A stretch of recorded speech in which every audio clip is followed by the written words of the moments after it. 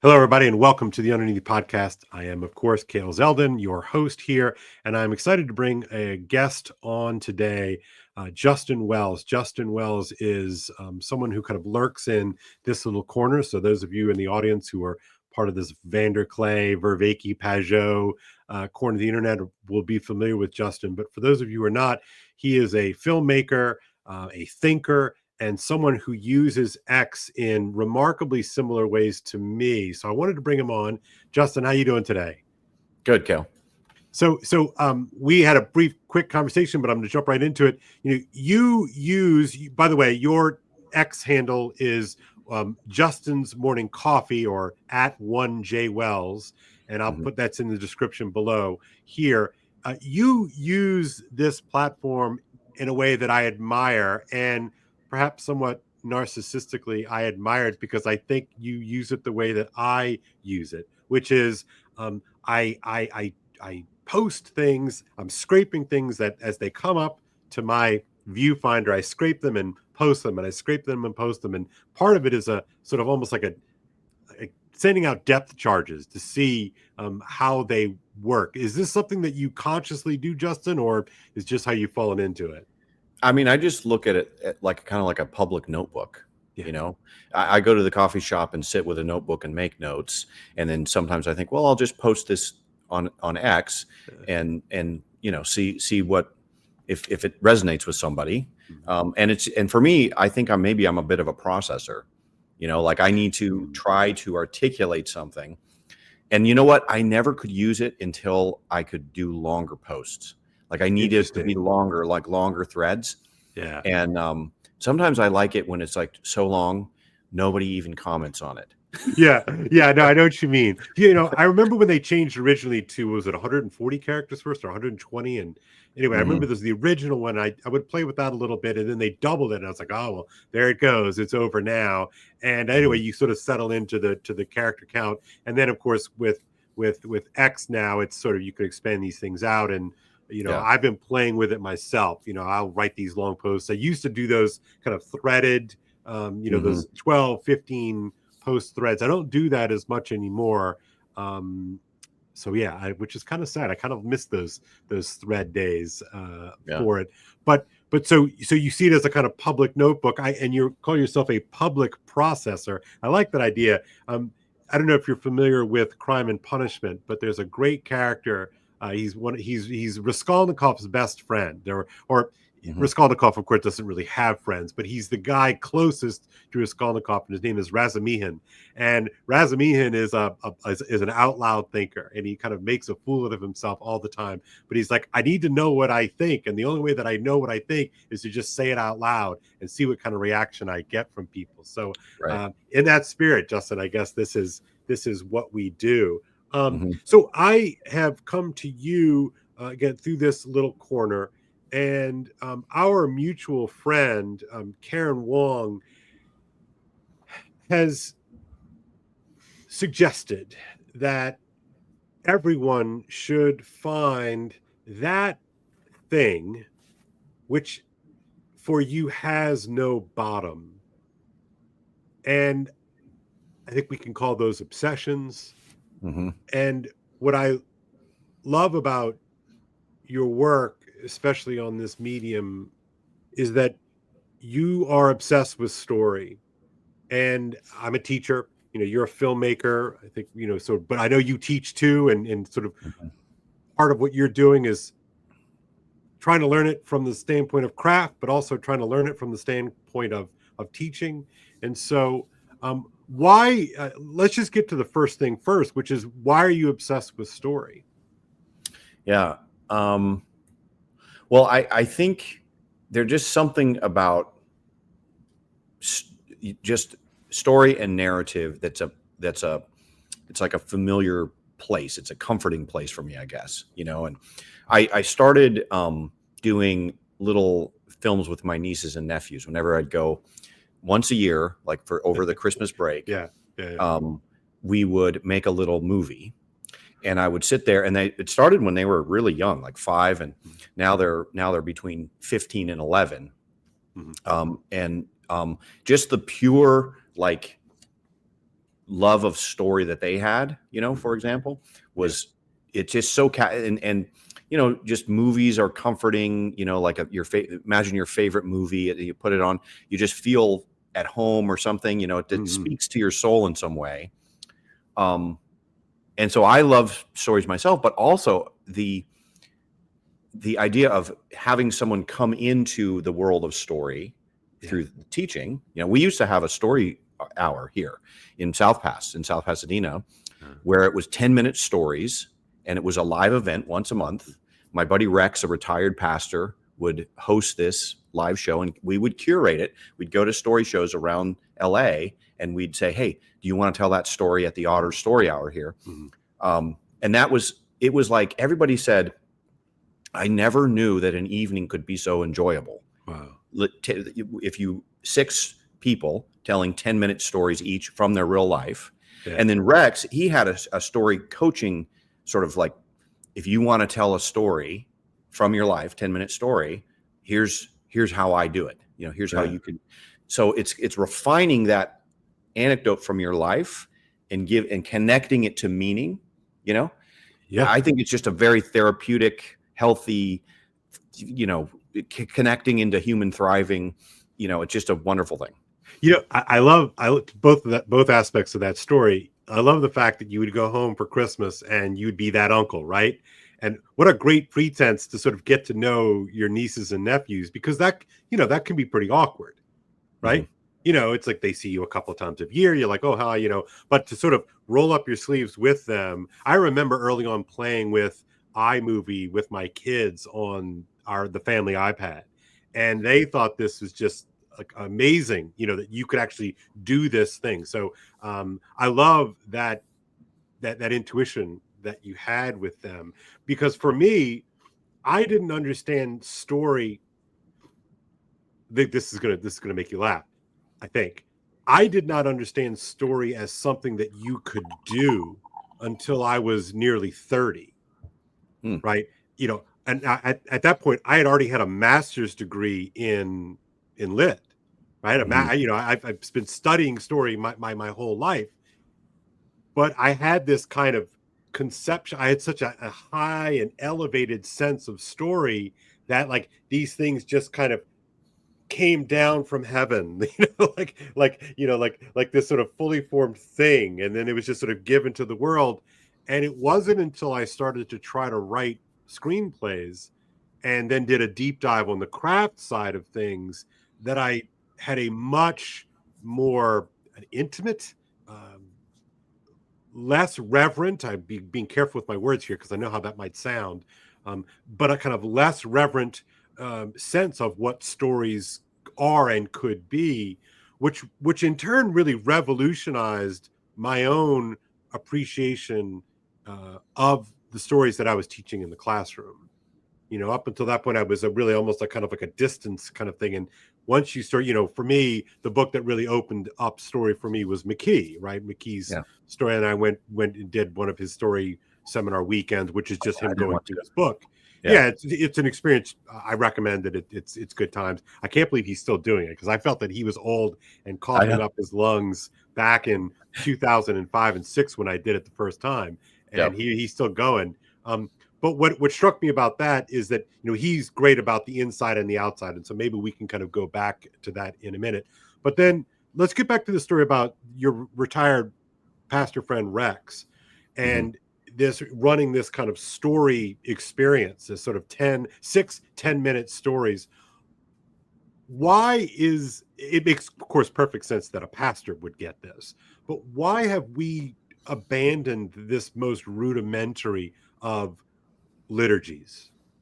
Well, you know, there's a book called Method Writing by Jack Grapes. And he makes a distinction between, he calls them 3 voices.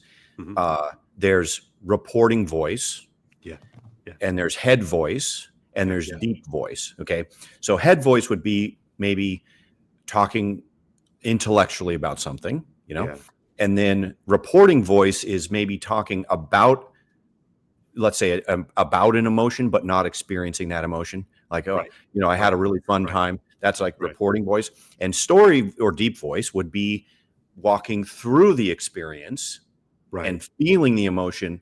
So you're experiencing the emotion in the story when Right. you're telling the story by using the anecdotes and walking, you using the imagination, the faculties of imagination to walk through it as the storyteller.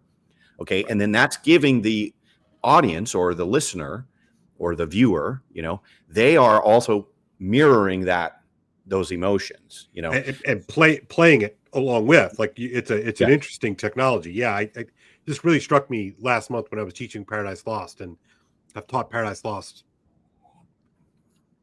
20 times, right? And it really hit me this time around how much Milton is very consciously, you know, making us experience the story through narration. So anyway, sorry, keep going. Yeah. So I think that going back to my nieces and nephews, like their faculties of play, Yeah. imagination, it's the same thing. I realized, oh, this is how adults do it. Yeah. It's Yeah. the same exact thing. Um, and so there's a connection that happens that doesn't happen when you're just in reporting voice or when you're Right. just in head voice. No, that's good. And That makes a lot of sense. As I think, as sort of in this taxonomy, it took me a long time to recognize my story voice. I've been very comfortable in reporting voice and head voice as I wrote a master's degree and all that kind of Mhm. stuff. Yeah, yeah. Okay, this is really helpful. This is really helpful. And so, well, this, for example, is what we talk about in my little documentary class. Is when you're doing an interview, you know, how do you get someone to get into deep voice in the interview of the documentary? Yeah, yeah, yeah. Because they want to stay in head voice, or they want to stay in reporting voice. And so, like, Yeah, that's right. Yeah, that's right. That's right. they, you have to figure out how to get to the level of the anecdote. So an anecdote is, I did this and I felt like this. This is what it was like to experience it. That's an anecdote, and it can have a higher meaning, or a symbolic meaning, or there could be a moral to that story or something. But the anecdote, you don't say it in the anecdote. The anecdote means something, but the anecdote is connected up to the universal or connected up to the meaning in the audience. And Right, right, right. And so a mature work allows the audience to do that part. yes.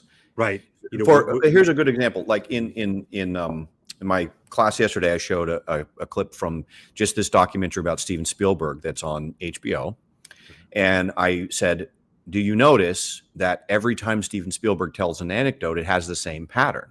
And the pattern is." I painted myself into a corner and I didn't know what to do. And I felt like the whole thing was going to fall apart. And then some kind of a magic happened, I mean, that's So, the legend of Jaws. I mean, right? That yeah, is the legend. That's the yeah, legend of Jurassic Park. Like, that's so funny, yes. man. Yeah. And so it's like all the filmmaker had to do for this docu-series was recognize the pattern and say, oh, now I know how to structure the scenes. I'm going to, every time there's one of these little scenes, it's like a little fractal pattern. And then so the portrait of Steven Spielberg emerges with a moral or a here's the point of the story that you could phrase in an intellectual way, something like, when you feel like there's no way out, that's actually where you're supposed to be, something like that. You could phrase it that way. And here's what you do when you feel like you don't know where you're going with your creative project. Here's what you do. You just embrace the chaos and you realize that this is where genius comes out of. I don't know, something like that. You could phrase it that way. But Steven Spielberg never says that. He just tells all these different anecdotes that happen to have the same pattern. Spielberg is renowned for his ability to work with kids, right? Kid actors, that he, what set him apart early on was that. And of course, you could see that, if you watch especially early Spielberg, Jaws and E.T., it's the Empire of the Sun, I think that's Christian Bale's first movie. And, you know, and so if you use that taxonomy that you just laid out, reporting, head, trying to connect that deep connection seems to be what he's able to do with actors. And I wonder if there's some kind of corollary between what he's able to do with his actors than what you're trying to do with your own students, and trying to make this connection that it's not automatic, is it? That Yeah. connection, that last step. Well, I'm having a lot of trouble figuring out the best way to teach storytelling or teach writing. I've heard McKee's stuff. I'm in this program called Story Grid, which is another method, and Sean Coyne, who is the head of Story Grid, was Robert McKee's agent. So there's connection there. Got it. Okay. And then and different, all of the screenwriting books, and how to write books, and I'm just having trouble. I'm in the tunnel of complexity right now of trying to integrate another sort of theory of story into my whole view.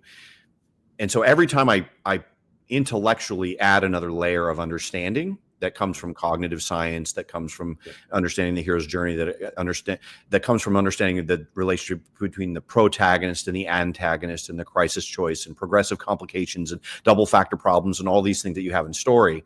Yeah. I feel like you have to sort of take it all in and say, this is kind of how it works. But then when you go to be creative, you have to let it all go. No. Right. And that's the hardest part for me to figure out how to teach somebody, is because what I do is I take it in and take it in and take it in, and then I try to digest and metabolize it. And then when I go to be creative, though, I just throw it all away, So I don't know exactly how to teach it yet. Yeah. Okay. So my favorite movie about teaching, like, bar none, is The Karate Kid. Okay. So if you recall, Daniel makes this connection with the super, the apartment superintendent, this Okinawan guy, right? Mr. Miyagi. And Mr. Miyagi. And, at a sort of crucial moment, he's dealing with a bullying situation, and he's a little bit of a troll. So we're going to skip over that for a second. But, whatever. He makes this connection with this older gentleman because he sees that this older gentleman knows karate, or some kind of martial art. And so Mr. Miyagi says, okay, you know what, I'll go ahead and okay, fine, I'll teach you, but it's only for self-defense, right? And so at that point he takes Daniel LaRussa to his like I don't know, what is it, like some kind of car park? I don't even know what it is. It's like his property, right? And it's not at the apartment complex. It's like his own home, and walks Daniel through essentially, unpaid labor. He's sanding and he's waxing and he's nailing and he's doing all these things, right? And so at this crucial moment, LaRusse is like, I'm done with this. Like, I'm done being your slave. Like, if I wanted to work construction, I would go just work construction and get paid for it. And then at the crucial moment, of course, he reveals that all the moves that he's been having, just him ingrain, wax on, this way, all the different things.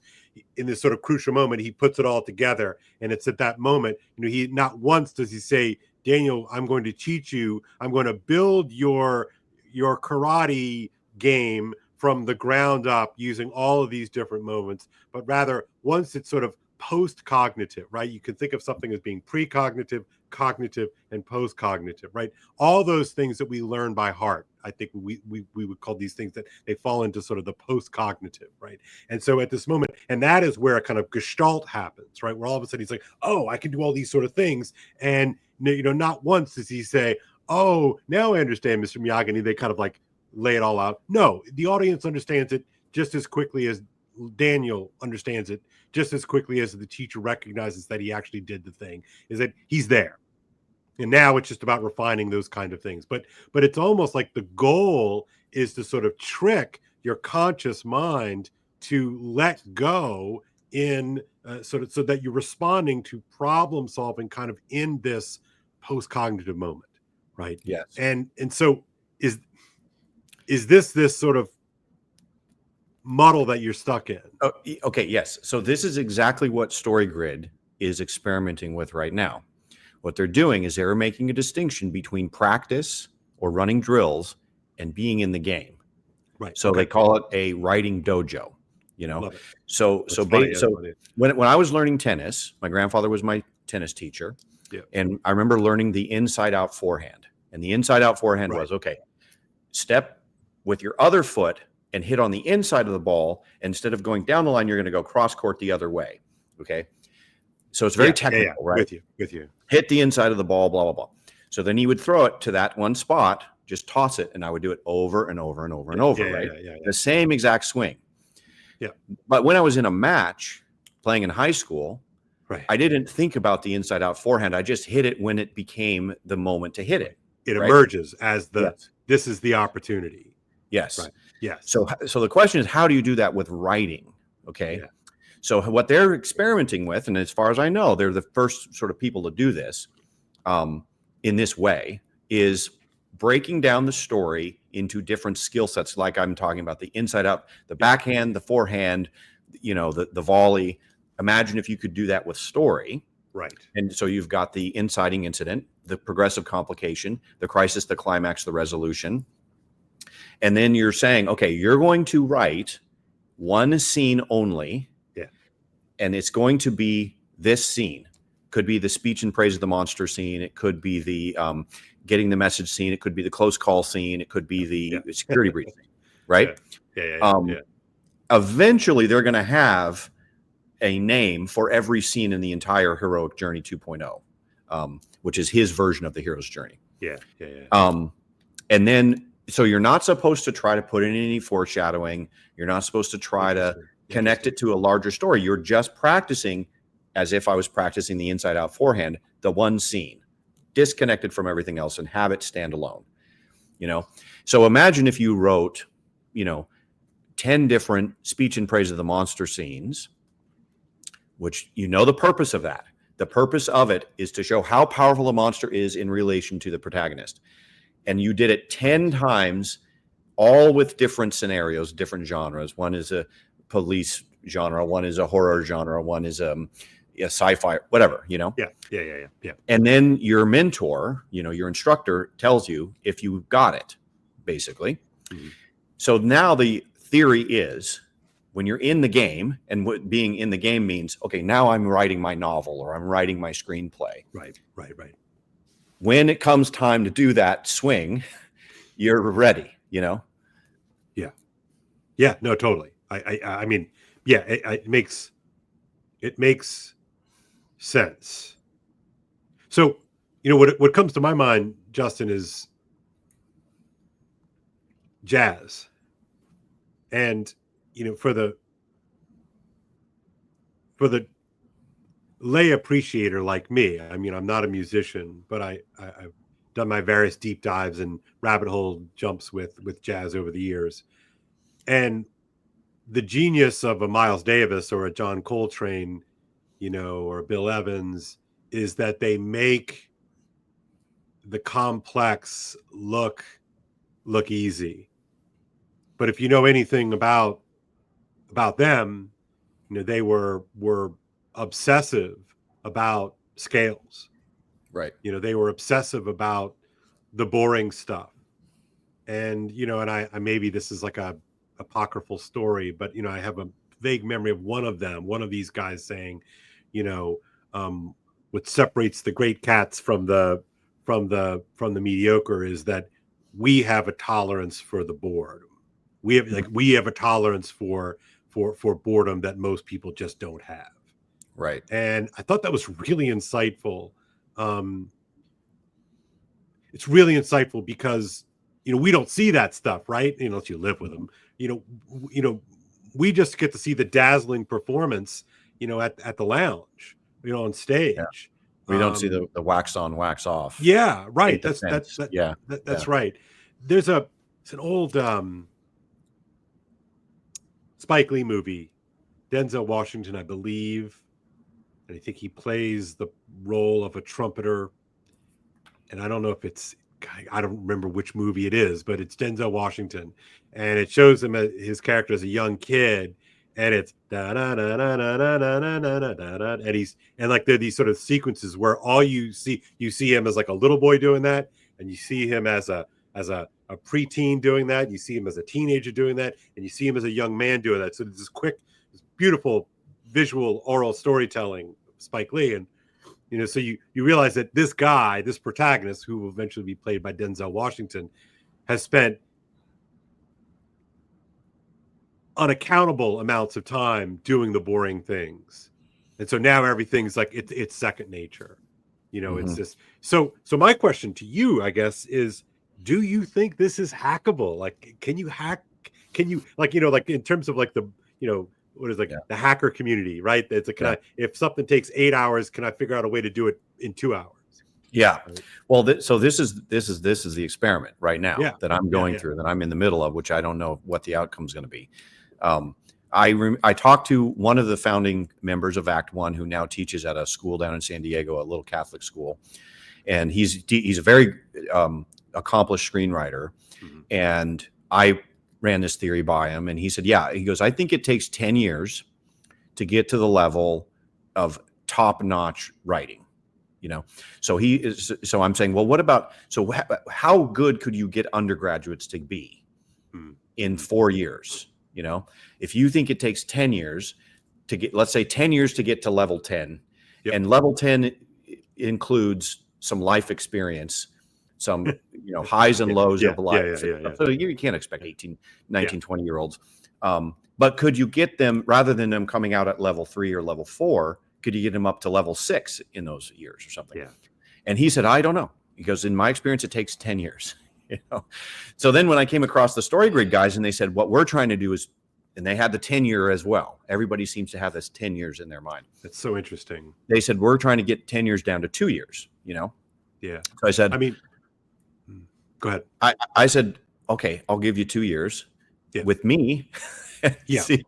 See where I get, and then from there I would say, okay, now let me see if I can figure out a way to do something like that in the screenwriting world, because they're doing it in the novel world. Right. Okay. So, part of me wants to just say no. Right. And again, and maybe that's just me being a jerk. The one thing it seems to me in life that you can't hack is time. Now, full disclosure, this is something I would have told you 3 weeks ago, 3 years ago. This idea that you can't hack time. Now, I did literally just see Interstellar on Monday night, and I had never seen it before.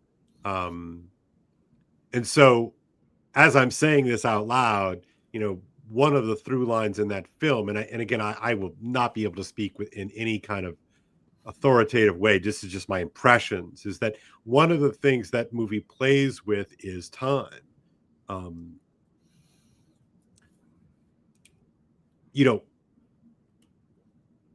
I think, I feel like as a 50-year-old,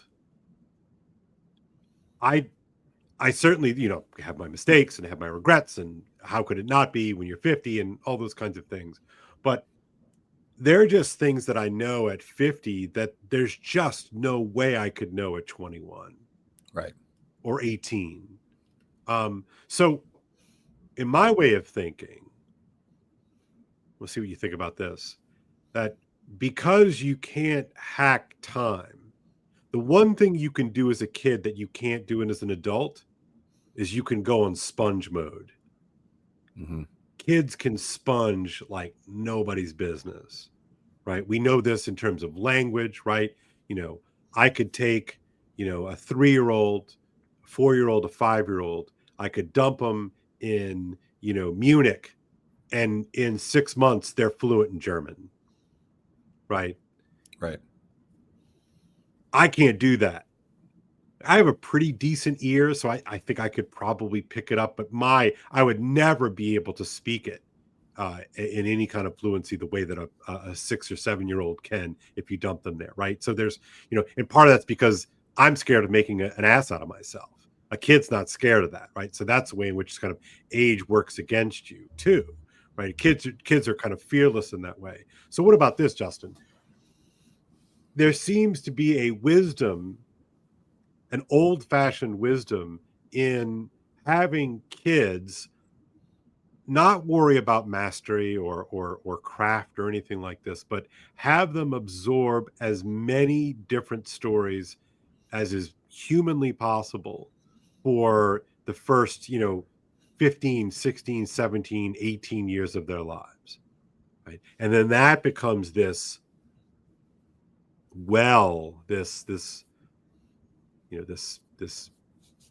pantry filled with likes, comps, analogies, stories, metaphors. And then that can be the kind of thing that is sort of this base from which you can draw, and then you can kind of tack to craft, right? Mm-hmm. I don't know if that Yeah, no, how think that fits into what you're experiencing. I think that's right. There's, for example, my youngest niece, this last Christmas, I was giving my two nieces these fountain pens, old fashioned with ink and stuff. Yeah. And I had like this brown sort of parchment paper and stuff. And she sat literally for 2 days with the pen and wrote stories about dogs, And I said, Using what that pen. writing? Using the pen and writing on the old parchment paper, Yeah. Okay. And I looked at it and it was so pure in its, it was as if her little emotions just went right into that. And it was just perfect. It didn't feel forced. It didn't feel, it was just going into this little story that she was writing, and it hit all of the technical things that you'd think about. What's the object of desire? She wanted to get back home. She was lost and she wanted to get back home, and you're like, wow, you could put a bunch of technical sort of names on it. Yeah. You and I could sort of tag all that with all the jargon that you and I, yeah, right. Totally. So there's something about it's like learning that some of the technical stuff, sort of like learning the inside out forehand of the tennis player, like we're going to work on your footwork here and get you a little bit stronger and raise up your level.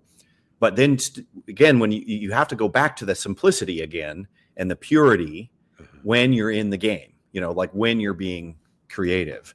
So that's why I think maybe the idea of separating out the practice from the game is a way forward to raise people's level, their level of mastery, and so that they say that Paul McCartney, he's written so many songs over the years. When he goes to write a song now, it seems like it's super simple, right, but it has so much depth. But it's because he's on the far side of complexity. Like he's gone through it so many different times. And he says, look, if you try too hard, you're just going to ruin the little tune, the little song. You're going to kill it. Right. So there's some way that you have to get the complexity in there, to raise that level. And it's like it marinates over time. But then you have to return to this purity. This is what Martin Shaw, him as a little element to this.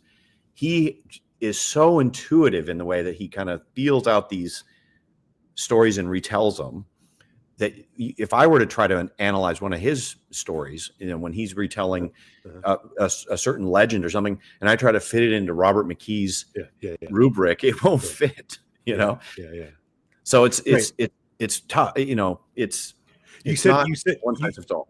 Yeah, you said a return to fluidity. Is that what you said? Simplicity, right? Yeah. Are you at all familiar with the philosopher Paul Ricoeur and his notion of a second naivete?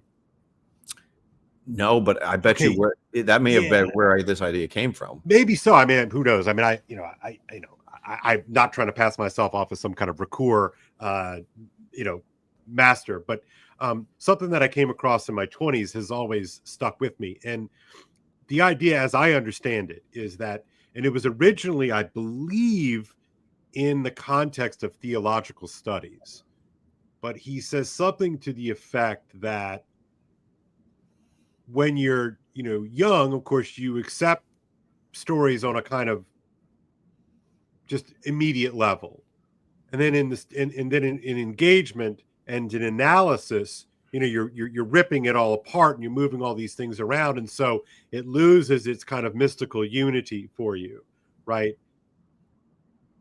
And then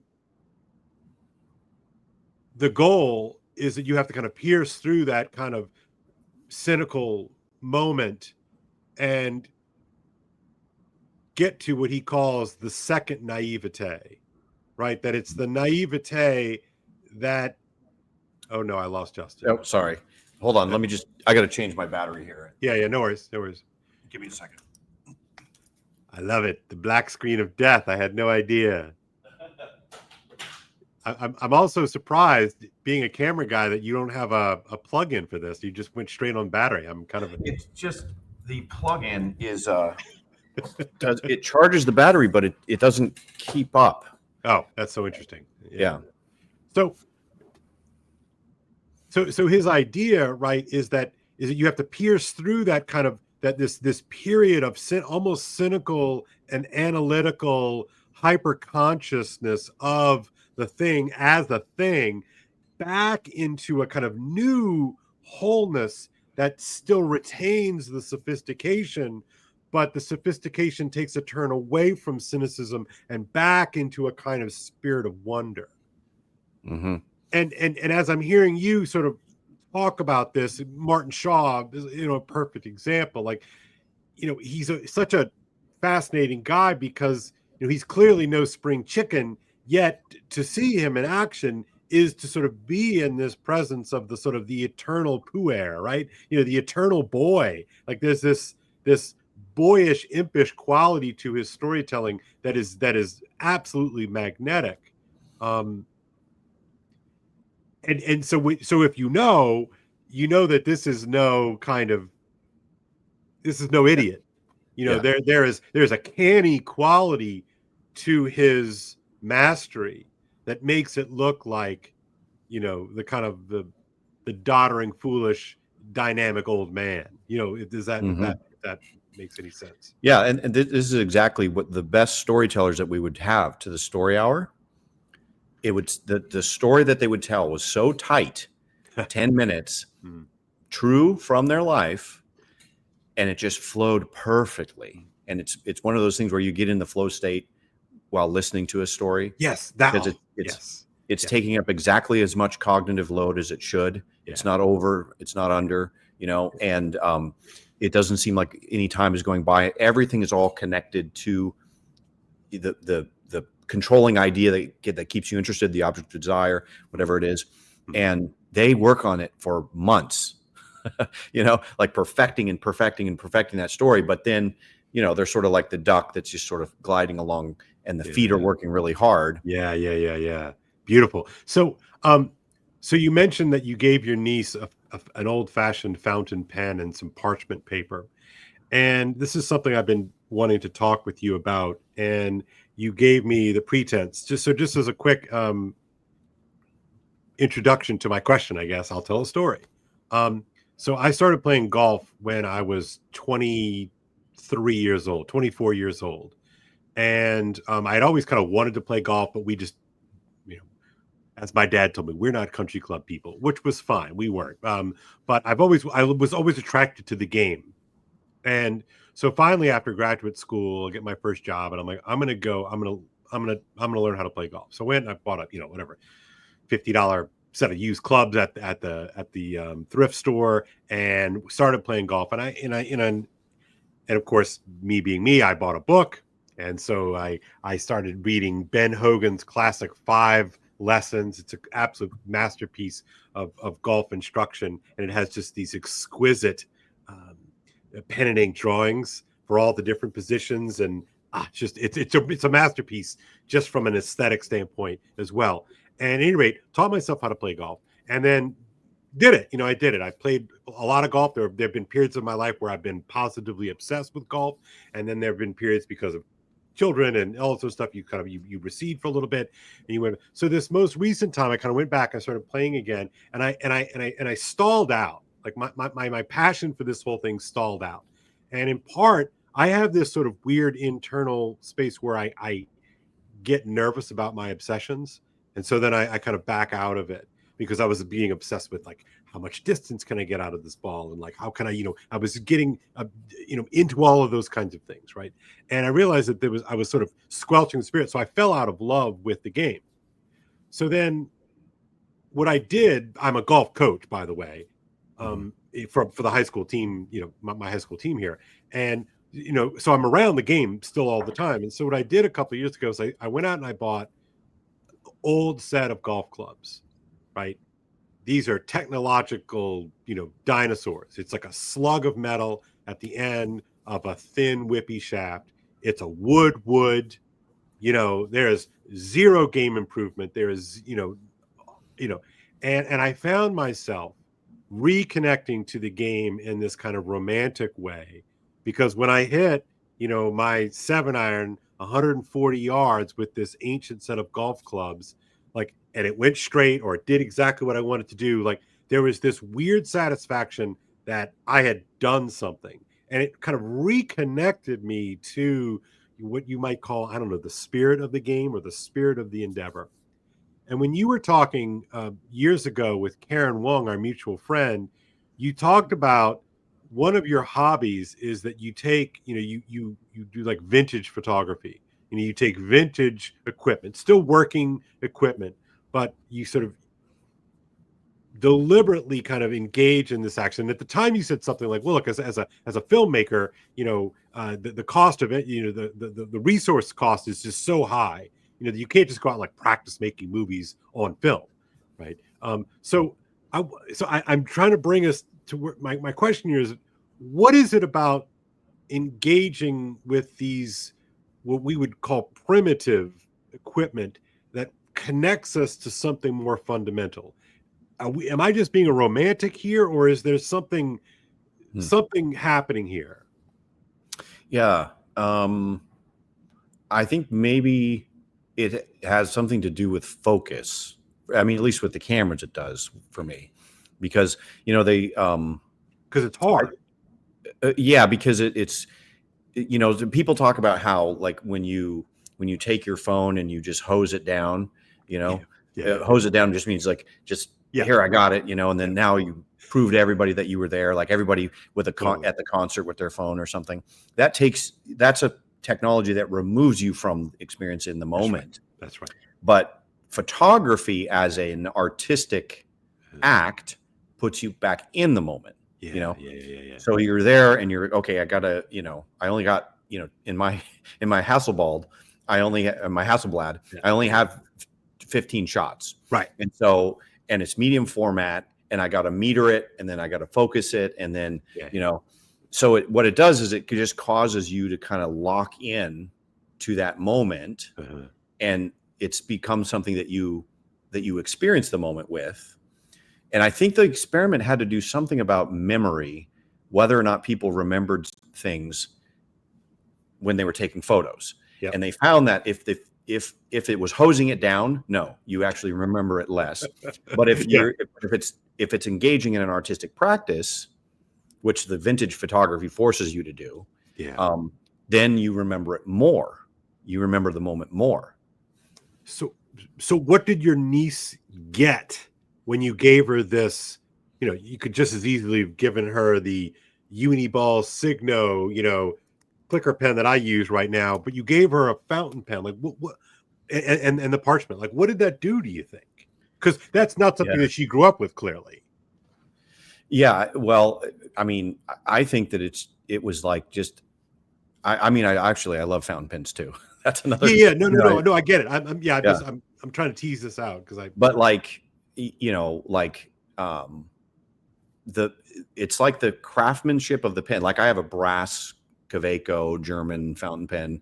I love it, and it's just something about like the I don't know, the design or quality or craft of it And then I think also just like paper that looks like what you see someone do a treasure map on a movie. Yeah. I Which love it. kind of Yeah. engages the faculties of imagination, maybe, and it becomes an activity that you're doing.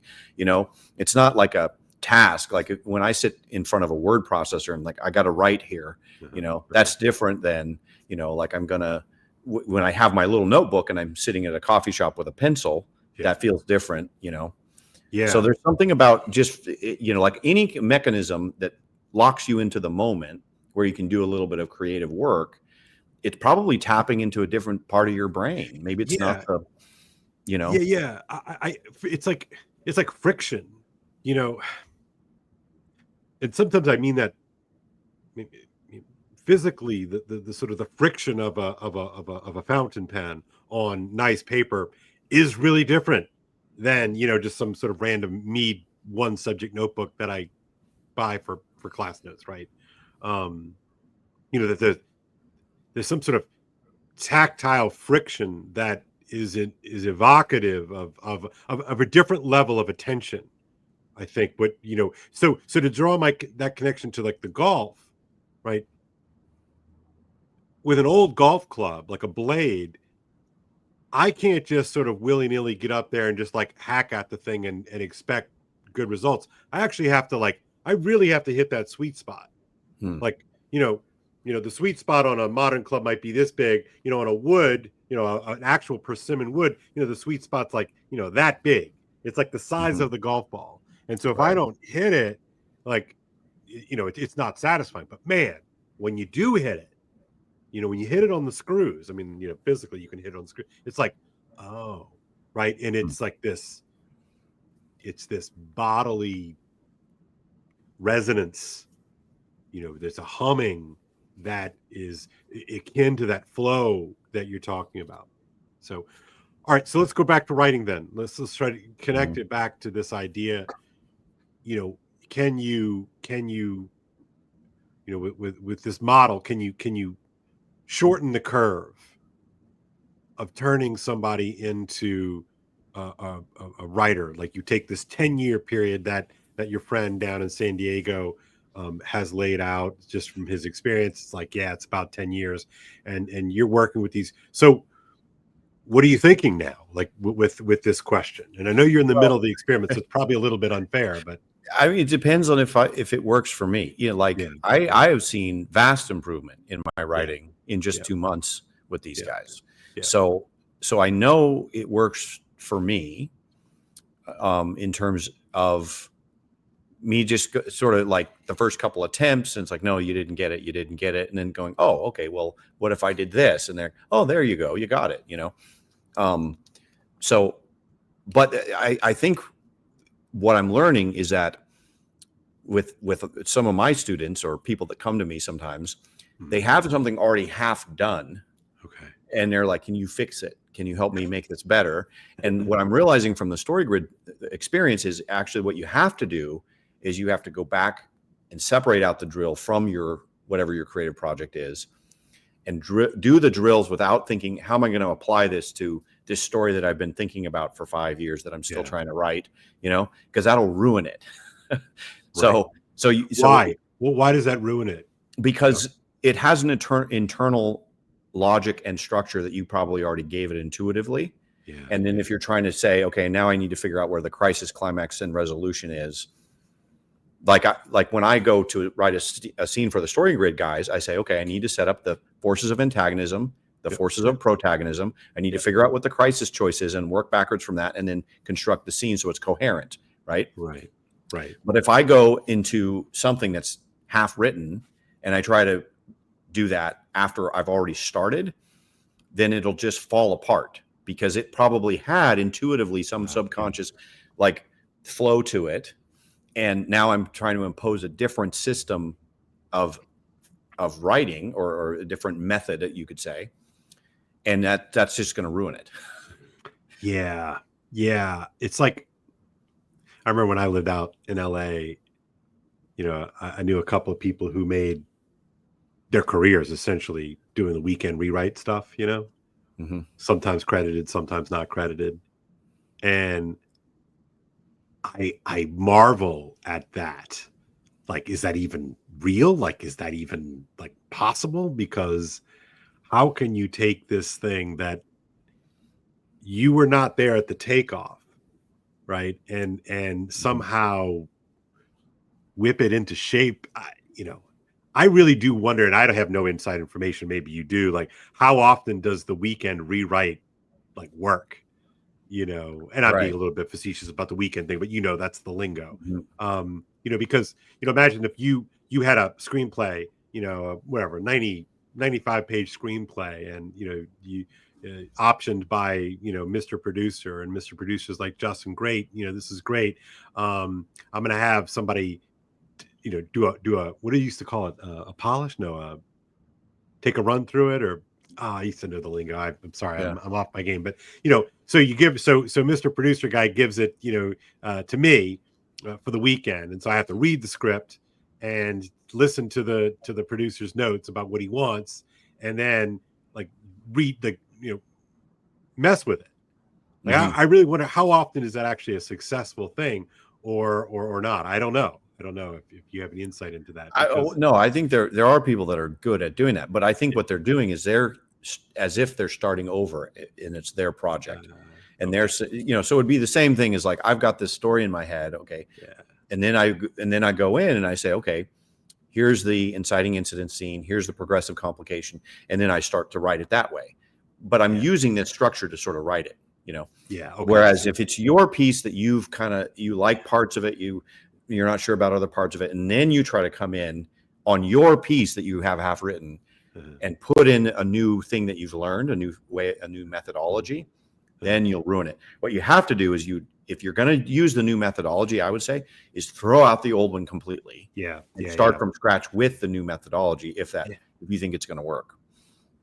Yeah, I have that experience with, even when I'm writing nonfiction, I'm writing an essay, or something to put on my Substack or whatever it is. Sometimes it kind of just flows, and I'm kind of like, I'm with it from beginning to end. I get to the end, and then I go back and sort of polish it up a little bit, and I'm ready to go. But then sometimes I'm like, I'm starting to write, I'm 2, 3, 4 paragraphs in sometimes, and this sort of idea pops into my head. I'm like, and it's like, shit. It's like, is that a resonant idea? Is it a different idea? And so you just, then, like, sometimes I'll just like bat it back to the back, or sometimes I'll go down to the bottom of the document and just sort of like spit something out real quick, and then kind of go back up to where I was, and then sometimes I lose where I was. And so I find it so difficult in the writing process to be in it, and at the same time be above it just enough to kind of recognize, sort of the God's eye perspective of this whole project, but invested enough inside of it so that I can kind of feel and know what's going on at that paragraph level. And you can imagine the same thing with screenwriting, right? It's like, I that's a struggle. That's a real struggle. And what's also tough about teaching it is the Mr. Miyagi problem of the Karate Kid being upset while he's having to paint the fence and do the wax on, wax off part, you know? Totally. And that's the what I find is, when students, they want immediate results, like Yes. Yeah. they Yes. want, like, okay, you're going to tell me something, I'm going to do it, and then you're going to come back and say that was brilliant, Yeah. and Yeah. it's so, but if it's like, man, if you really want to like forge them into getting up to the next level, like going from AAA up to the major leagues or something, Yeah. then you have to go through some pain Yeah. You got to be. where You got they're to be a not jerk. getting results, Yeah. You got to be a jerk. Mhm. Have you ever seen A River Runs Through It? Yeah. It's a great film. I really, really love that film. And as an English teacher, like, I really love that film. But the protagonist is his dad's a Presbyterian minister, and they're homeschooled, right? Because they live on the frontier. And there's this little joke about, like, oh, I went to the school of Reverend, well, I forget his name now. And he'd write out his essay, and he'd bring it to his dad, and his dad takes out, it's like, you know, basically, I think the line is, like, cut it in half or something, like, or it's too much, like, and so you could just, this painful process. And of course he's like, he wants his dad to say, it's great, it's perfect, go fishing now. Yeah. But the dad's not going to do that. He's like, no, because I need to be a jerk right now. I need to, like, you need to learn sort of constraint, the power and constraint. You need to learn those sort of things. So in your capacities as a teacher, you want to be able to say, "Great job, Skip." Perfect. You don't have to change a thing, but you know that you can't say that. Number one, because it's not true. But number Yeah. two, but secondly, they need to do that pain work. Yeah. So I don't know. I'm still in the middle of it. I think I'm just going to keep going forward with what I'm trying to do and see how it works with me. And then if I can come up with a model for, figuring out a way to separate out that training from the game, Right. And only do it with certain select, like, people in a certain position where they're like, I'm going to put my game time stuff on hold for a Right. period of time to do a little bit of this dojo practice Right. and then go back to it. I think that's the only way that you could sort of like level up someone quicker, Yeah. is you'd have to just kind of separate it out. Yeah. And there has to be this, you learn this just from coaching, right? It's like, I could just send the boys out to the golf course every day and just like, okay, go play holes, right? Which is the equivalent of like soccer, go scrimmage, right? Mm-hmm. And it is true. There are certain things that you only really learn by playing, game like scenario. And then there's just certain kind of things that you only learn when there's a game and there's a referee and the clock Yeah. is running, right? That's its own thing too. But I also know that you need to go to the range. You need to go to the putting green. You need to do these things. You need to work on your corner kicks. You need to work on set pieces. Like there's all these kind of things, right? And so as the coach, you're constantly doing this sort of this back and forth movement. It's like game practice. Like you're because if you overemphasize one or the other, then you just become like, well, you're great at practice, but you're terrible in games. Or, you're a gamer, but your game is ultimately limited because you're not doing the sort of the fundamentals work on the side, your footwork or whatever, those kind of things that come through drilling. Right. So the tweet that grabbed my attention this weekend, I wanted to show it on the screen if you don't mind. Sure. This is you put it, you tweeted it just the other day. Okay, share screen. Gonna go to that. Is this one? Yeah, there it is. Okay. Sorry, I'm learning this as I go. Yeah. So let's see. Is this the one we want? Nope. There it is. All right. So let me make it a little bit bigger for the audience. Nope, it's not doing it. Yeah, it does. Oh, that's so cool. All right. Yeah, see, I'm learning my tools as we speak, Justin. All right. So you start off here. I now have, and I'm just going to read it because I'm trying to remember myself. I now have the 5 score scenes of the beginning hook as articulated by Sean Coyne in his Rogue Journey 2.0. First, let's remember the basic components of any scene and therefore of any sequence due to the fractal nature of storytelling. Number 1, inciting incident. 2, complication. 3, crisis. 4, climax. 5, resolution. So here are the scenes. Number 1, the security breach, getting the message, close call, enlistment, leaving home. Right, and just to, Justin, is this 1 through 5? Is this the whole story? This would be Act 1. This is Act 1. Hook. Okay, that's fine. Yeah. All right. Okay. Yeah. So let's look at some examples. And I love this, right? This is, I think, The Matrix, the security breach. Neo wakes up to the Matrix has you, follow the rabbit, inciting incident. Number 2, getting the message. Morpheus's phone call helping him evade the agents, complication. Number 3, close call. Agent Smith interrogates Neo, the crisis. Number 4, enlistment. Trinity and that other girl take the bug out of Neo, climax. Number 5, leaving home, red pill or blue pill, resolution. And so that takes us through the first act, right? Yeah. All right. I mean, you got an example of Devil Wears Prada, and then it's the one on Witness, which I really like. I don't know how many people have seen that film. It's a shame. It's such a good movie. So I then asked you that if you just see, because of the practical nature of storytelling, your argument is going to be that everything we see in the first act scales out to encompass the whole movie, but also scales backward to each individual scene, right? That there's a kind of a recurring pattern, the small pattern, the larger pattern, the largest pattern, and it kind of goes backwards and forwards, telescoping backwards and forwards. And we know that a movie resonates when a character is true at the macro level of the whole story, at the the sort of the intermediate level of scene, of scenes, like an act one or of The act, sorry, sequence. and then at the next level, the microscopic level of scene, Yeah. right? So then, can you tease out a movie or story, the full story, if you just pay attention to a scene? Like, can you work it all out that way? See, the way I think about that first scene, the inciting incident, Yeah. it's like a seed, and then the whole Got it. story is the tree. So within Okay. that seed is the whole pattern of the tree, but it has to grow in order for you to see what that pattern is. So in retrospect, after you watch the whole movie in Masterworks, you'll go back and watch that first scene and you'll say it was all there. The whole thing was there in that inciting incident. Yeah. So it's the unknown coming into the known world, and Sheriff Brody doesn't know the extent to this shark, Right.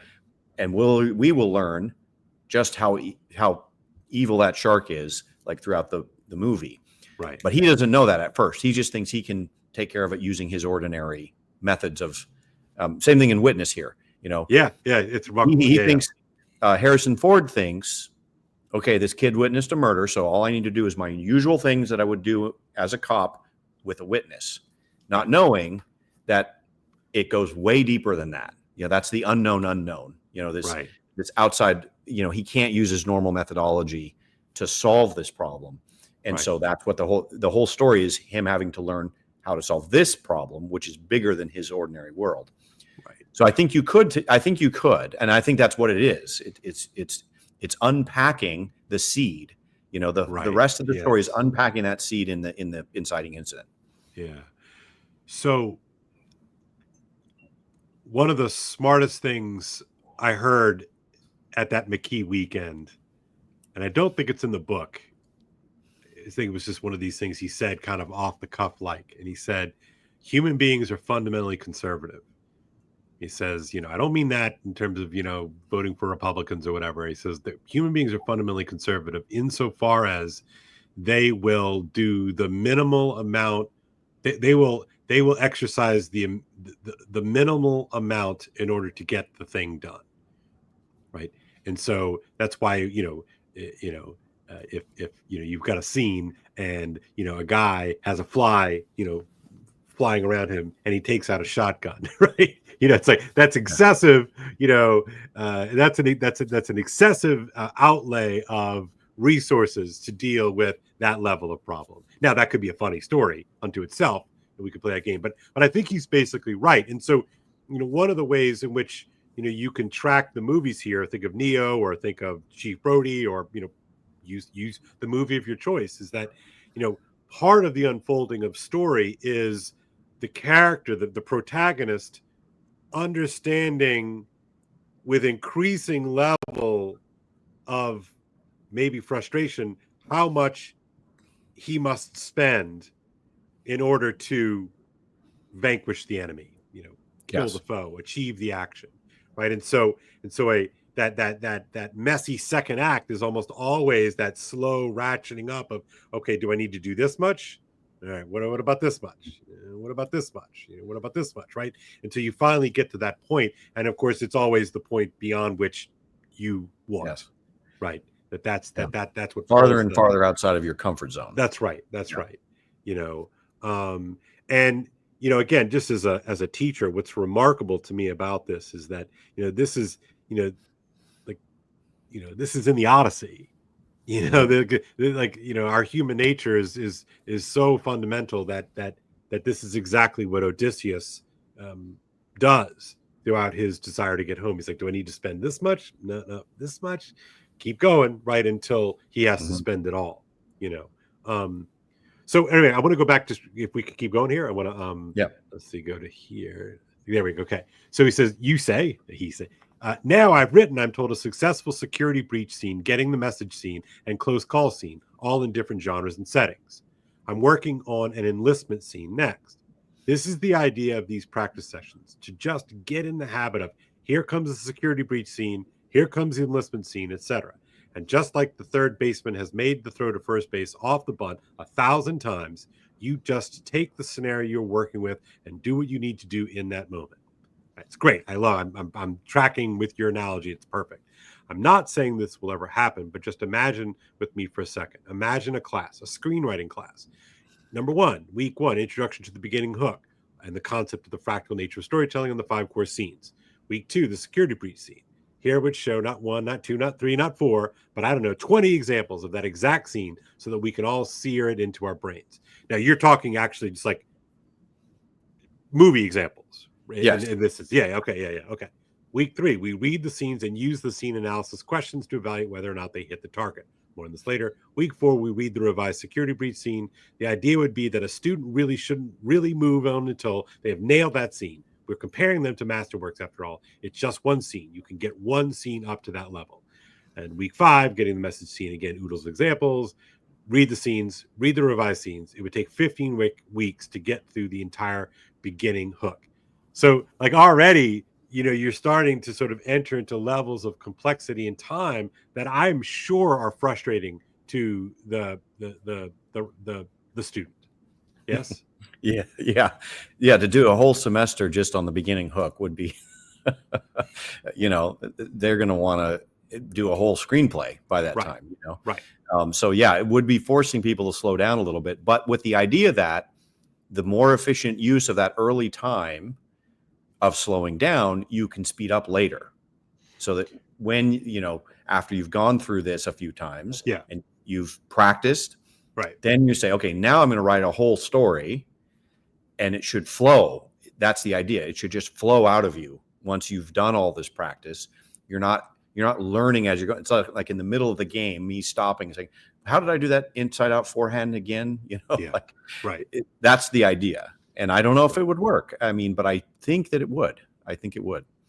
All right. Okay. So then Kale wakes up and I chime in here with this question, and sorry in advance, but do you think, let me see, get a little bigger. Do you think that doing one of these breach sequences would in essence be a way of breaking your story? The whole thing, a kind of breaking by finding. And I'm always struck by that, the lingo there of breaking the story. There's some sort of interesting insight there, right? That you have to kind of crack the nut, break it open in order to kind of get the essence of it. In other words, I've often struggled to find my overall story, but have been pretty good at intuitively cracking a sequence like you lay out, but have not been successful at plotting out the whole film. But as I think about it through your thread, you could take the witness example and build out a whole film just by reading and rereading the murder sequence, or, the opening scene, right? Take one just like that. Sorry, take one just like this that the students have not seen, right? So take a film that they have not seen, right, and make them sketch out the whole movie just through like an interrogation of, this sequence from the film. And I go on to say, sorry, you can do this with every well-wrought sequence, right? Or no, that could be an incredible experience, which would also function as a proof of concept and affirm the sense of writing both from the outside and the inside. All right, not sure what I mean by that. I think I was thinking of McKee at that point, but the idea that latent within a sequence like you lay out is the whole of it. And so my own frustrations of breaking like the whole, 2-hour film is where does it have to go based upon characterization and conflict, right? And why is it that I can do this with your screenplay, but I really struggle with doing it with mine? Yeah. Like there's this weird dynamic that I haven't quite been able to figure out. Yeah. I know exactly what you're talking about because we talked about this in grad school all the time. where we could look at our buddy, their story and say, this is what you're doing, this, and they'll think, am I doing that? And same thing with me, like in the reverse. I'm like, I don't know where I'm going with this thing. And someone will look at it from the outside and say, here's the pattern that's coming out of you, know? So it must be somehow coming from your subconscious, this pattern. This is why I think Stephen King was able to write The Green Mile in installments. So he published each little section before he wrote the next section of it, and that's because what he does is he thinks of an inciting incident and then he builds out from there. That's his method of writing. That's his method. Yeah. Other people don't do it that way. They think of the whole story and then go back and say, okay, what would be the best inciting incident to set me up for where I'm going, So I think but in Stephen King's case, he's such a prolific writer. He writes all the time. I think what he's learned is how to see what the seed, the relationship between the seed and the tree. Right. He intuitively sees that. He's learned, like, here's what comes. Here are the implications of when he wrote Misery. Right. An author that goes off the side of the road and crashes. Now the rest of the story unfolds from that inciting incident. He didn't know what the rest of the story was. He just thought of the inciting incident and then started writing. Right. Okay.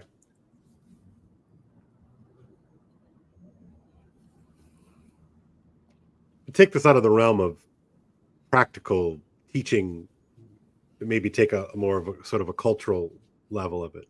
And I wonder what you think about this. I've been in the classroom. I've been in the lab of the classroom for over 20 years now. And I'm definitely starting to see the cracks of the generations. When I first started teaching, I'm a Gen Xer. I started teaching millennials, and so I taught through that generation, and now we're into Gen Z, and the scaled out experiment of smartphones with no control set, with no effective control set, I think has hidden from us the cost of this kind of war of attention.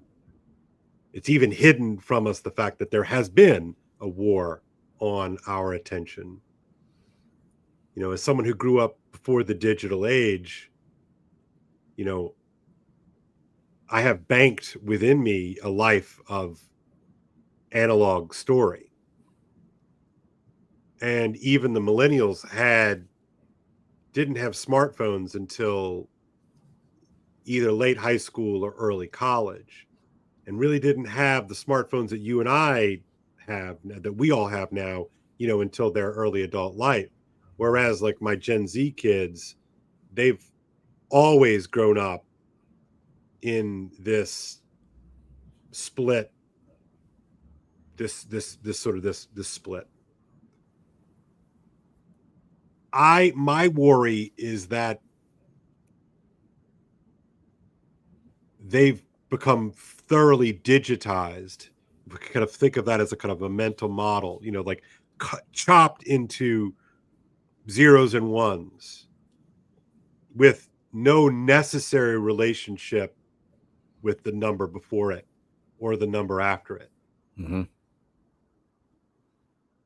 How do we, what is the future of story if we now have a generation who has not been formed through story, or at least not been formed through the kind of story that you and I were formed by? Yeah.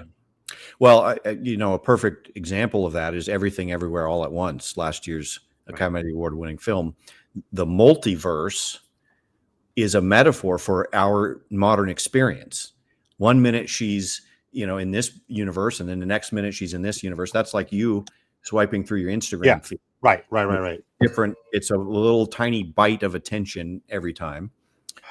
And it causes fragmentation of the mind. And that's what they were portraying in that Right. movie was Right. the sense of this fragmentation. So what people need is narrative identity and narrative coherency within their own life. And narrative identity is the story of me. So when you say, hey, Justin, who are you?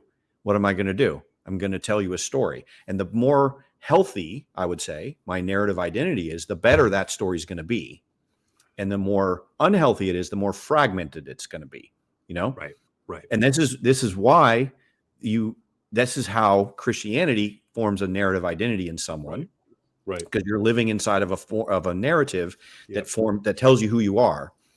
And so that's the consequence. So that's why I think writing is a form of therapy, Okay. or like an antidote to what you're talking about, because it's forcing you to figure out what a narrative even is. And then you can start to figure out because your identity is a narrative, who you are. Absolutely. Absolutely. Yeah. 100%. Yeah.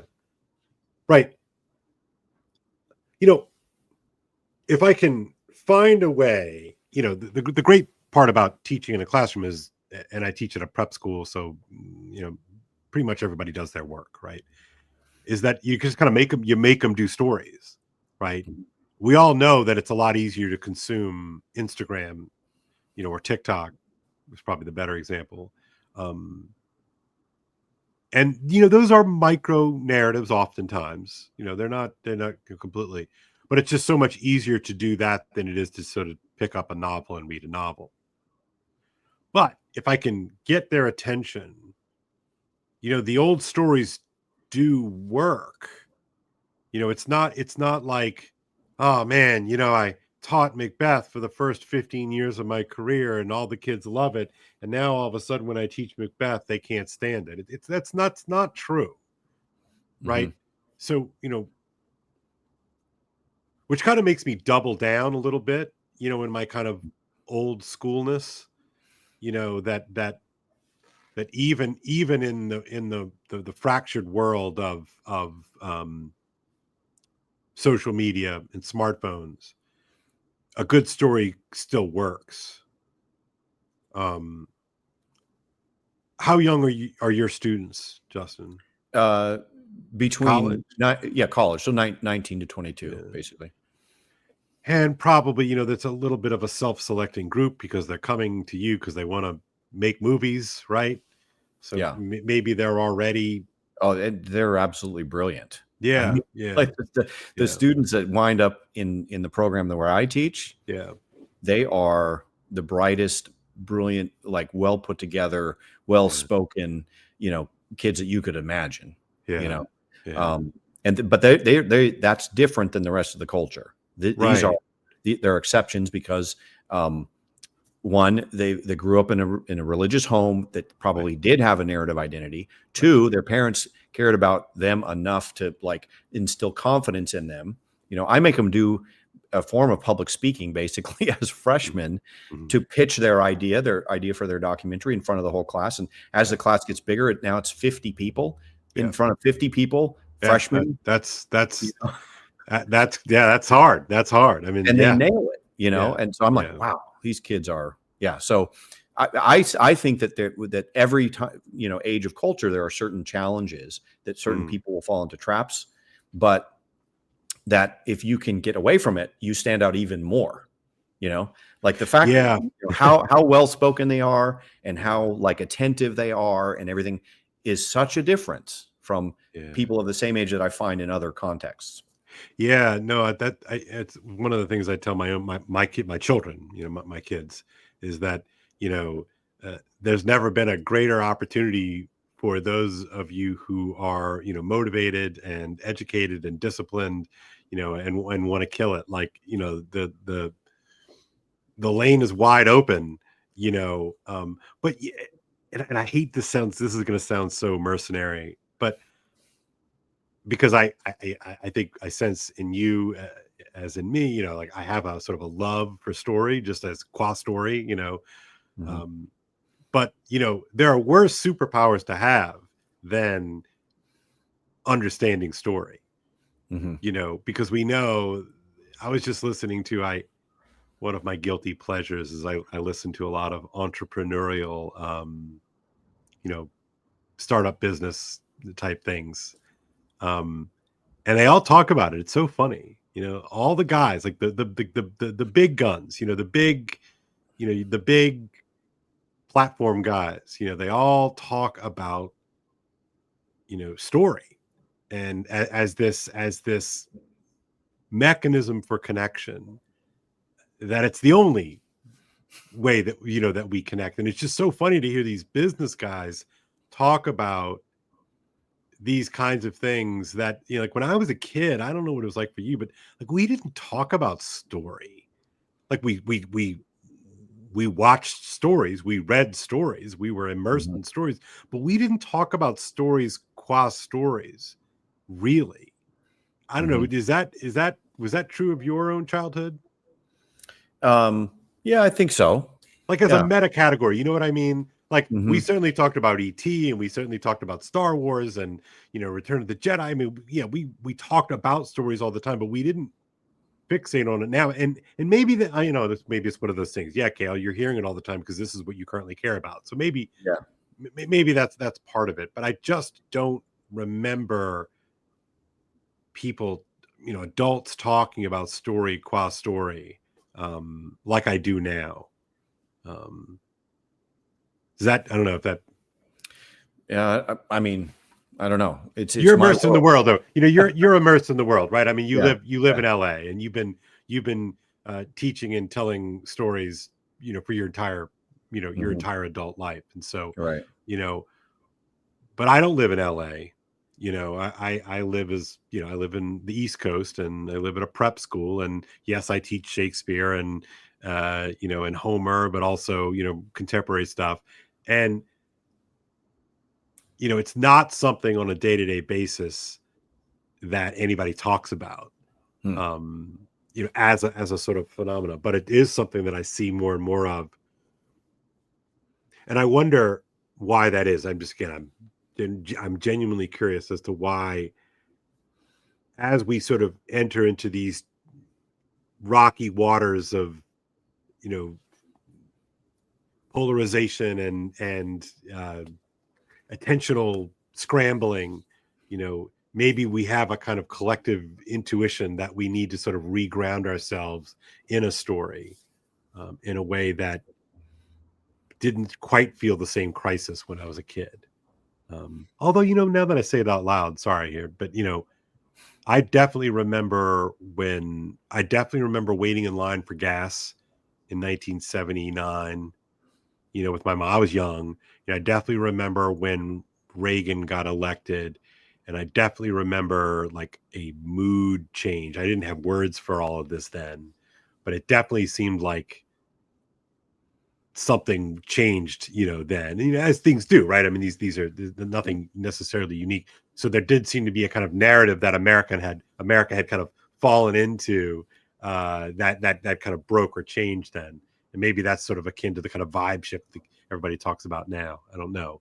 Um, but but I guess my last question for you, and I appreciate you indulging me here, is that for you, I asked you at the beginning, what why are you obsessed with story? Um, I'm going to kind of re-ask that. What what problem does a deep engagement with the kind of the inner workings of story? What problems does that solve for you? Hmm. Yeah. I remember taking a memoir writing class, Mm-hmm. early on in my journey here, Yeah. and the instructor said, "Listen," she said to everybody in the beginning of that, "Listen, I'm not a licensed therapist, but Yeah. things are going to come up in this memoir writing class that are going to be very deep, and so I just want to let you know that I'm just Mhm. going to keep it on the page, Right. because we're not delving, because this isn't therapy, But what Yeah. I realized at the time was that it is therapy. Like it's there's something about um writing your story, thinking about your story, Uh-huh. and looking at the stories of other people, that just he puts everything back together. puts your psyche back together, puts your identity back together. And when you feel lost, when you feel adrift, it's because you're drifting away from the narrative, the true narrative, I would argue, of who you are as a human being. You're supposed to be connected to a story. This is why it's like, tell this story, ancient Israelites, tell the story when you get up, when you lie down, when you walk along the road. Why are you telling it over and over and over? It's because this is who you are, And so when you go away from that, that's when you lose yourself, Right. And that's the pattern of the Old Testament, is it not? It's the pattern at the level of the individual. It's the pattern of Israel itself, is this drift, right? It's this narrative drift when they forget, the God of Israel. Yes. And they allow themselves to have their attention co-opted by other gods, other things, other modes of being, and so that they're constantly being called to reconnect to this story, and it's the power of Exodus, right? I mean, that's there's an undeniable power because it's the story that forges a people, and it just happens to also forge us at the individual level too. you know Yeah, exile, I mean, you think of exile as, or the desert exile, Sure. Babylon, Egypt, and Assyria, Mhm. and then Eden and the land of milk and honey, and eventually the New Jerusalem on this side, Babylon, Egypt, and Assyria on this side, and this notion of drifting away to here, and that's this fragmentation. It's lack of identity, and it leads to depression and anxiety, and eventually your physical health. All those things. That's death, moving towards death, and then moving back towards life is reintegration, rebirth, reconnecting. And so, in a way, story is life itself. Life is the coherency of a life, is a narrative coherency, reaching for a certain telos, and you're connecting into it. And so if you believe, like I do, that metaphysically or ontologically somehow there's a story that you're supposed to be connected into, that is life itself, the logos. Right. That's even when you're working on your little story here. What's the consequences and of these choices, and how does it work out? As you're refining that and working through that, I would say you're coming out of exile and you're going towards the light, the life. Yeah, I saw a post this morning, and I retweeted it. It's like, you're not depressed, you just need a quest. And I love that. And one of the reasons why I have such a passion for teaching stories as I do, and unapologetically and naively, is that our stories orient us, right? And there's this, and they form us, and there's this deep insight, that the little boy who wants to be a hero, it's the kind of thing that we've, almost shamed out of us, out of our young people. But we need a purpose, and we need a quest. There's that line in Interstellar, where McConaughey looks to his father-in-law and he says something, we were meant to be explorers. We weren't meant to be, I forget, like maintainers. I forget the phrase that he uses, but we're just managing our decline versus living some kind of life of purpose. And to be able to connect and reconnect my students to these stories, I really do believe that has the potential of kind of connecting them to meaning, right? That there is no meaning outside of a narrative framework. And see, Sean Coyne would argue that that's the purpose of narrative: survive thrive, and derive meaning. Yeah. So Okay. survival, if you look at the very beginning of The Hobbit, okay, Yeah. he's concerned about just survival at first. Yeah. And then he gets shamed Yeah. on the thrive level, which is the Right. which is the communal level, the next level up. Yeah. If you're kind of thinking of like a Maslow's hierarchy of needs Yeah. type of thing. Yeah. I'm with you. Yeah. That's great. And Yeah. he's no good at being a burglar. He's a terrible burglar. Yeah. Burglar goes, "What are you talking about? You guys are saying I'm no good, right?" So that he levels up, and now he doesn't want to just survive. He wants to thrive. He wants to have a role in the community. And by the end of the story, he has gone all the way to the top, which is the derive meaning part. And which requires him. I love that story because it requires him to bravely deny. Was it Theoden? Not Theoden. Deny the dwarf, the would-be dwarf king Thorin, of the thing that he desires most. And he's like, no, no. He breaks he breaks from expectation even more. So yeah, that like he's learning how to kind of level himself up, throughout this process. And you have to sacrifice down to level up. So like first you survive. And in order to survive, you have to sacrifice down by, working out and eating right and stuff, right? Yeah. And then it hurts. To level up to the thrive level, which is the communal level, having a role in the community, you have to sacrifice down. It's like, well, now I have to, if I want to be the shortstop on the team, then I got to go out and practice. And so now I'm sacrificing on just the survival level. I'm not just concerned with that anymore. I'm sacrificing up, and then even sacrifice up again, your communal up to even a higher purpose. So it's this journey towards meaning, sacrifice, level up, sacrifice, level up, sacrifice, level up. And that's apparently how human life was designed to be. Yeah. I needed to hear this today. This is really good. It's the what do you say? You say you sacrifice down in order to level up. Yeah. That's a powerful it's a powerful little mnemonic device there. And you worry, right? Again, I'm a dad and I'm a teacher, and I know that my kids, because I was one too, want the quick fix. They want, Mr. Justin, here's my screenplay. Isn't it great? And you're like, I need to. No, it's not. It's not perfect. We do some work here, right? Even though you want to be like, give them a big hug, give them the high five, and say it's perfect, right? Because it's not. It's not, right? So they're gonna have to sacrifice. They're gonna have to grind again and like find it because they haven't found it yet.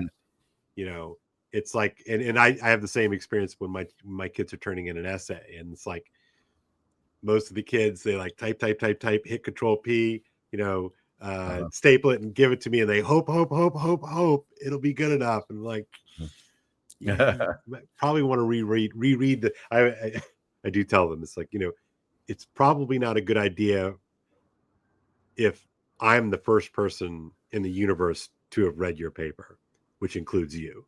Mm-hmm. It's like, and you could probably do the same thing with the screenplay. Like, if I'm the first person who's ever reading the screenplay, including you, that means you have not, done the work. You've not done the sort of the necessary sacrifice, right, in order to kind of level up. So, man, this is great. I had a whole thing. I wanted to talk to you a little bit about story. You sort of mentioned that story is a place, and I kind of wanted to push back a little bit on that. I don't know if story is a place. I think maybe story is a liminal space, is a threshold space. Sort of just to add a little nuance to that, because I think, well, I'll try it out if you got a couple of minutes here. My sense is that you can take a like, you're a kid and you're reading a novel, right? My experience, I've met a lot of kids who read still, but they've largely seen reading as a mechanism of escape. And as such, it's kind of okay, right? It's a kind of, in other words, it's a form of entertainment, right? Mm-hmm. It's a form of just sort of filling up the time. But in order for reading to do its work, in order for stories to do its work, it's not really a mechanism for escape. It seems to me that it's a lab with kind of what you're talking about here. With it's a place of sacrifice, right? That story. Yeah. Okay. Let me try this out. Story is a place insofar as you sort of go into an alternate world, but that's not your ultimate destination, right? But rather the destination is a kind of a return, with the elixir. It's a return with Mhm. whatever the good that you were tasked to quest out for in this story. And so it's almost the opposite of an escapist exercise. It's rather it's a practice field. It's the practice pitch that you Yes. go in order to sort of actually live some kind of coherent life. Is Yeah. that The is that the like we yeah, talk about people who want to make their protagonists suffer. right. You know, Yeah, it's yeah, like I don't like negative emotion, so I'm not going to have my protagonist. It's like no, you have to have that yeah, protagonist suffer because they're suffering on your behalf. right. They're Right. going through Yeah, all of yeah, this pain, yeah, which is a proxy for you, so that you don't go through that pain in your own life. You right. know, you're experiencing the consequences of these choices through the proxy suffering of this protagonist without you having to do that yourself and experience those consequences. Yeah, there's that. I think it's a Peterson quip. He says something like, we we learn to we learn to deal with ideas so that our ideas die, not us.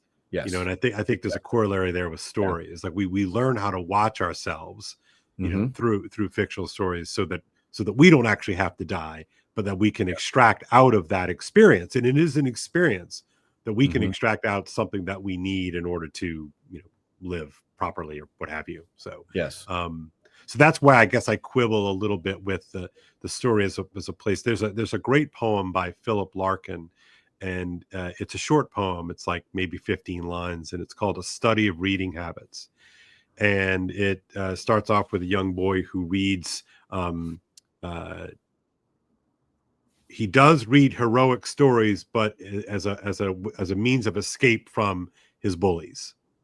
And then in the next, it's a three stanza poem. And then in the next stanza, he uh, doesn't read the heroic fiction anymore. He reads basically like sex thrillers, right? And he imagines himself as the kind of vampire like, guy who sort of who slashes through the girls, right? So this weird kind of sexual, non-heroic move. And then in the last stanza, he says, now I'm the loser behind, the counter at a 7-Eleven. I'm the guy who lets the girl down when the hero comes. And then the closing line is, get stewed, books are a load of crap. And it's a great kind of punchy, evocative line Hmm. there. And the idea is that this is someone who has read stories his whole life, but has sort of done it in the wrong way. Hmm. Has almost sort of for me, the equivalent of it's like porn. It's like using reading as a sort of a mechanism to get off, so to speak, rather than to be instructed by story. It's like it's an Hmm. extractive model versus an instructive model or something like that. And, you know, um, so story then can't even be used, right? Like there's a Yes. sort of an abuse of that. It's almost like the flip side of a kind of an overly moralistic reading of things. Sure. That it's much Yeah. more profound than don't walk where you're not supposed to. I That can it's remember when I was a kid reading C.S. Lewis the Magician's Nephew. yeah, There's a yeah, scene where Diggory sees a bell and he's not supposed to ring this bell. yes, yeah, And his I can't remember the girl that's with him tried to stop yeah. him, but he couldn't Polly, help. maybe. And C.S. Lewis says, as an aside, in Diggory's defense, he felt bad about this later. He Yeah, yeah, regretted, yeah, but in the moment, he rings the bell. He can't help yeah, himself. yeah, And I yeah, remember being the only word I think you can think of it is convicted by that, yeah, by this. Oh, so we do things we're just compelled to do things that we shouldn't do, that we don't even want to do, but we do them anyway. Like there was a certain thing that story taught me, let's say about myself as a kid, which I remember 30 years later. Yeah. But it wasn't that part of the story. I remember distinctly feeling uncomfortable reading the story as a kind of reflective back onto you and your own kind of escape. It was, I was not comfortable with that part of the story when I read it. But it taught me a lesson that I remember years later that you somehow needed. It's like like time release or something. Like a little truth about me, about us. I may not have been able to learn in another way easily, but it was uncomfortable to learn. Well, I love that. I love that it was uncomfortable. Like, and I can tell that you still remember that uncomfortableness. It's like it still kind of grates on me, but I needed it. Like I need that, whatever it is. Yeah, I think he's so good at that. Whatever that move is. Yes. But see, this is why people who are afraid watch horror movies. And when, like someone who's kind of consumed by fear, they find themselves watching horror. It's like, why are you torturing yourself? You're already afraid of everything. Why do you want to go into a movie theater and get scared? And people who don't have fear as their thing, they're like, I don't really care for horror movies. I don't want to. That's funny. I'm not. I'm as a rule, I am not a maybe that's good. I'm not a horror film fan. I can appreciate it, and there are certain horror movies that I were deeply informative, and I love them, and But as a rule, like I always just sort of chalk, like I am not a scaredy cat. Like I don't like. I am a scaredy cat. What am I? I don't like that. That does nothing for me. Like this sort of vicarious experience of death is like just not my thing. You could kind of do like run a personality test. Like if you like these kinds of movies, then it probably means this. I already do that. The 3 parts of the Enneagram: anger, fear, and shame. If you're a shame person, guess what? The characters in your movies that you like are going to be going through. Which is Enneagram 2, 3, and 4. If you're Enneagram 1, 8, 9, 1. That's anger, and if you're in the fear side of it, it's 5, 6, and 7. I think that actually, just anecdotally, I noticed that, but no, that's real. Yeah, no, that I think that's right. So then it's all then the follow-up question would be is like, based upon this, like, what kind of books should you read? What kind of movies should you read, and then what kind of movies should you avoid? Because do they just become exercises in indulgence? And it's like my sense of like my friends who love horror movies, it's like, again, I'm saying this with full knowledge that I can expose myself on the other end, but it's like it's a little indulgent, and it's like if you watch rom-coms on a loop, it's like it's a little indulgent, and I say that as someone who likes that kind of story, but we do need to sort of stretch ourselves with the kinds of stories that, well, just like that little anecdote about Diggory, if you would have known going into that, I know this is a little crazy, but if you would have known going into that, you just wouldn't have read that, right? It makes me feel uncomfortable. Well, maybe that's an invitation to confront an element of who you are and what your tendencies might be, to sort of stretch us and pull us, and maybe that's what the best of our stories do, is that they kind of challenge us in those kinds of ways, and I think that's right. I don't think that. Well, I think there's a danger of indulgence, and so that's why maybe you should read and watch broadly, lest you kind of fall into a kind of self-affirming story rut or something like that. I don't know. So, well, Justin, this has been awesome. I mean, I've been dying to sort of have a conversation with you for a long time, as I have followed you on X. And where can my audience, my friends online here, find you? What's your stuff? Well, there's Justin's Morning Coffee on YouTube, where I go through the 7 basic plots. Once I finish the story grid stuff, I'll start putting out more material on story, and then 1J Wells on Twitter. Great. Awesome. Well, I'm looking forward to that because I must admit I love to nerd out on this. I actually wanted to sort of talk to you. I don't know how much you read of McGilchrist's work, but how this sort of story matrix works and the left and right hemisphere tendencies, and is there a sort of an overlay corollary with all of that? But maybe we'll save that for another time. Oh, I'm sure there is. That's my hook for like the next time Yeah. we get to talk is how it might work. But anyway, all right. Thank you so much, Justin. It's been awesome. Okay. Everybody, if you're still here, I'm sure you've hit the like and subscribe button, so no need to worry about that. All right, until next time, y'all take care. Bye-bye.